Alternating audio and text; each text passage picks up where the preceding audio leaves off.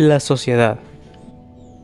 Dentro de las corrientes teóricas que intentan explicar la sociedad, sobresalen el marxismo y el estructural funcionalismo. El principal exponente del marxismo es Karl Marx. Él menciona que a través del tiempo hay una característica común en todas las sociedades: la lucha de clases. Esto es el conflicto entre las personas que dirigen los medios de producción, es decir, los burgueses, y la clase obrera, cuya única herramienta es su fuerza de trabajo.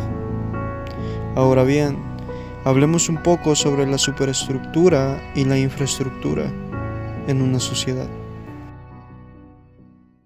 En la economía, la infraestructura se suele referir a un físico inmaterial con el que cuenta un país o una sociedad para el desarrollo de sus actividades productivas. Mientras más desarrollada sea su infraestructura, toda la que la conforma, pues se espera que sea mayor su capacidad productiva.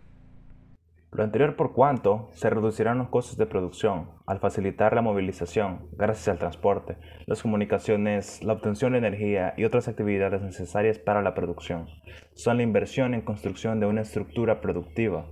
Cabe observar también que mientras menos infraestructura tenga un país, más rentable será vivir en ella. Esto porque el impacto de dicha inversión en la productividad es mayor cuando ésta es escasa. Se menciona anteriormente que para Marx la infraestructura influye sobre la superestructura, es decir, que dependiendo de cómo se organice la sociedad para producir sus bienes con los cuales necesita vivir, entonces se podrá construir su marco jurídico, político y económico. Es por esto que Marx hace énfasis en derrocar al capitalismo, ya que sería imposible cambiar la realidad ideológica, política o jurídica, ya que, según el autor, el capitalismo reproduce métodos de producción que vician la ideología. Se conoce que la estructura es la base material, es el modo de producción de una sociedad. Este modo de producción está compuesto por las relaciones de producción y por las fuerzas productivas. Las relaciones sociales de producción son los vínculos que tienen los hombres para producir. Un ejemplo de esto es el capitalismo. Puede ver una relación entre la estructura y la superestructura, ya que siempre se necesita de una superestructura que haga legal la explotación que se da sobre las estructuras.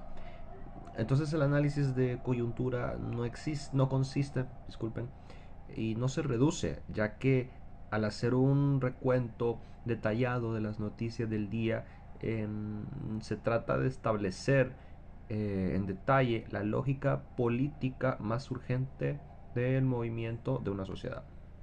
En El Salvador, la cuestión política urgente se cree que es construir una nueva hegemonía, en tanto dirección cultural y política pueda llamarse, en ese inamovible orden, lo que implica consolidar la dirección ideológico-cultural de un grupo social sobre los demás.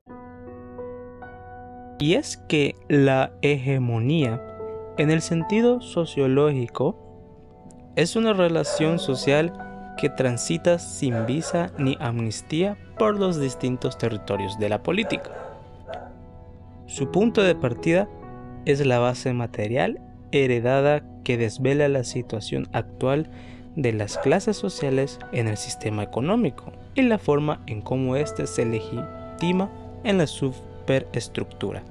Se impone en conjunto una concepción del mundo que no es más que la ideología dominante, encarnada en los intereses y las acciones del grupo dirigente, como si fueran localmente universales, al tiempo que se arraiga en el sentido común del pueblo, en los rituales cotidianos del hombre. La construcción de una hegemonía demanda de un sustento objetivo inherente a la estructura económica, debido a que no se puede construir hegemonía sin tener una base estructural en la que la clase dominante permeada por el pueblo.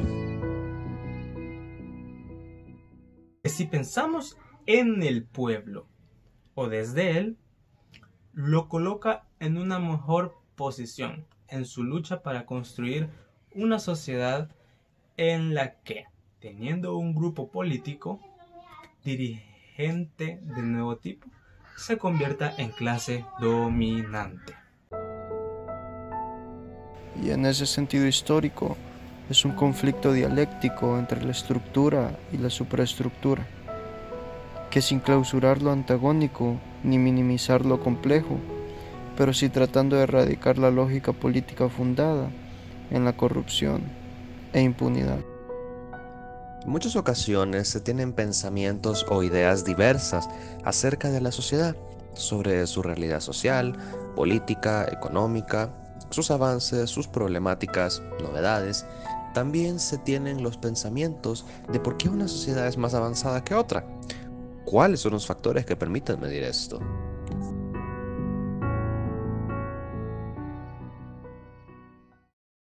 ¿Puede el índice de desarrollo o subdesarrollo de un país medirse por su nivel de estructura? En una parte sí, se puede, ¿no? Los países que tienen una mayor superestructura, ya sea por su buena y eficiente base legal y una infraestructura óptima, son países que dan mejores condiciones de vida a sus habitantes, llámese Canadá, Estados Unidos, la Unión Europea, etc.